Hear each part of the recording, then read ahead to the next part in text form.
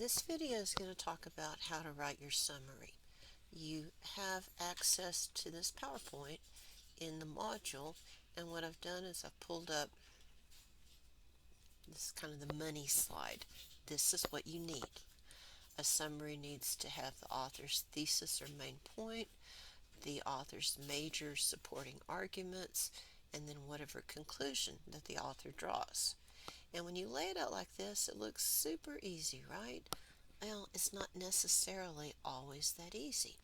So what I've done is I have pulled the article that I'm using. The Drug War is the New Jim Crow. And what I am showing you here is the annotations that I had to make on the article so that I would know what the main point was and what the supporting points were. And that involves reading it closely. And even for me, it involved reading it more than one time. So, a lot of times you can tell what the main point is, the thesis, by looking at the title. And I'm just going to, spoiler alert, it's the same case here. His thesis is that the drug war is discriminatory against African Americans in much the same way that Jim Crow laws were discriminatory against African Americans. And so this bothers me that it's this old, and it's probably not going to be a very usable article because it's going to require me to figure out what's changed and what's more modern. But for the purposes of this assignment, this is a good example. It's long enough, 10 pages, but it's big type, so there's not a whole lot to read on every single page. Okay, I'm going to go fast. You can see that I've underlined things. And all I'm doing there is just trying to figure out what's he talking about. And so finally it becomes clear to me that what he's talking about is context. He is establishing that the way the law is applied regarding drugs for African Americans is so harsh that it's almost like a return to slavery. And then right here in this paragraph, I think this is his thesis statement. He says that they have gotten their wish, and this is the wish that we defeat a problem by denying certain people their fundamental rights. And that's been the argument that he's been making up to this point. And then here's his thesis. They, the people who want to deny people rights in order to overcome the drug problem, they've gotten their wish. A shrunken Bill of Rights, diminished democratic rights, and a new Jim Crow. And so what I want to do is show you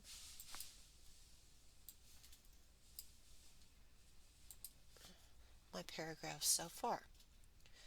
Okay, so the main point of Graham Boyd's article, The Drug Wars is the New Jim Crow, is that the war on drugs discriminates against African Americans, denying them equal treatment and making them second-class citizens.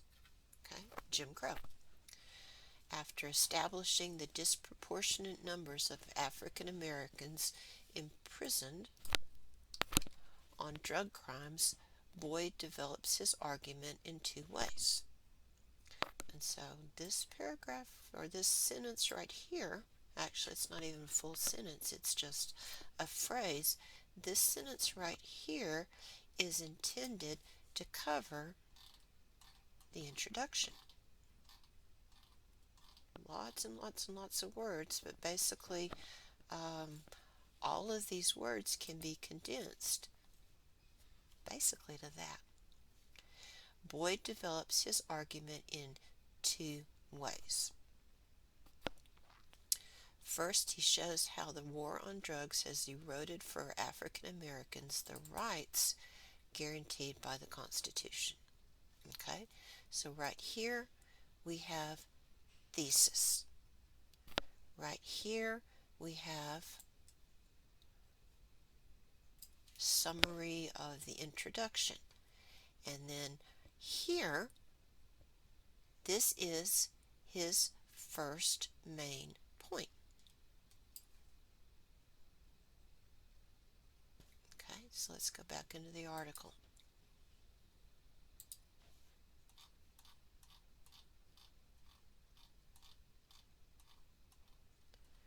All right, so here's our little transition paragraph. It's no surprise that the court cases that have most destroyed the Bill of Rights, these court cases about drugs have destroyed the Bill of Rights, and most of them are centering on a fear of drugs.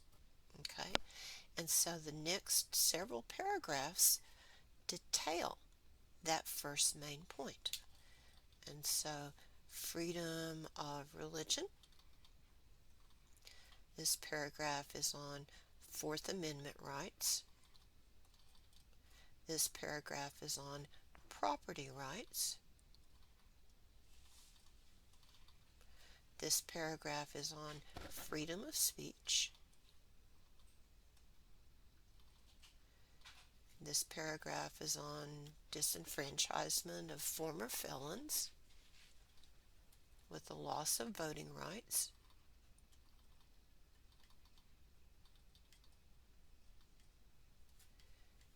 And then this pretty much ends his first main point. So you go back over here. First, he shows how the war on drugs has eroded for African Americans the rights guaranteed by the Constitution. And then here's my support. He lists Supreme Court cases that have abridged freedom of religion, freedom of speech, freedom from unreasonable searching and seizures, and loss of property and voting rights, all in an effort to combat drugs. So this one sentence is covering all of those paragraphs that I just showed you. And that's okay because this is a summary. Summaries are short. You want to capture what the writer's talking about, but you don't give any details. Okay? And then his second main point is that drug laws have unfairly targeted people of color, and as evidence he lists the harms. And so his second main point is about the harms that these drug laws have caused primarily people of color. Going back into the article, and he's saying all these harms are kind of like Jim Crow laws, but without the Jim Crow laws. And then he starts listing the various harms. And so even though whites use drugs more than blacks do, blacks are incarcerated at a higher rate. One of the effects of this incarceration is that mothers are being separated from their children. And while people are in prison, the prison system gets really cheap labor from them. Prison labor. And then once they get out of prison, because they have a felony record, they have less access to federal aid for education.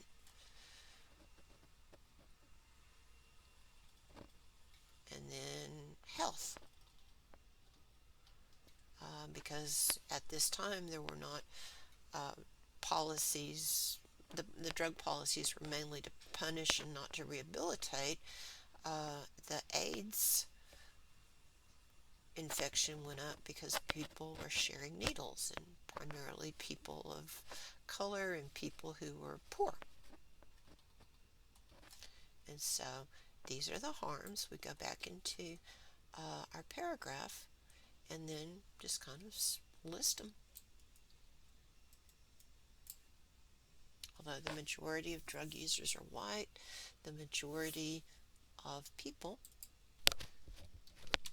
in prison for drug crimes are black, and the harms coming from being imprisoned include mothers being separated from their children and prisoners being exploited for their labor while in prison. Additional harms that target African Americans include negative effects on education and health. See, again, you're just giving the bones. You're not giving any of the details. And then the last thing that you have to do in your summary is tell the conclusion that the author has drawn. And it's pretty easy. You know that it's going to be a restatement of the thesis. His conclusion is that efforts to control drugs in the United States is actually an effort to control African Americans. And whether you agree with him or not is not the point. And when you're writing a summary, you don't get to agree or disagree or judge. All you're doing is just reporting what the author has said. And one more thing, this is 200 words. 206 to be precise. So summaries can be really short.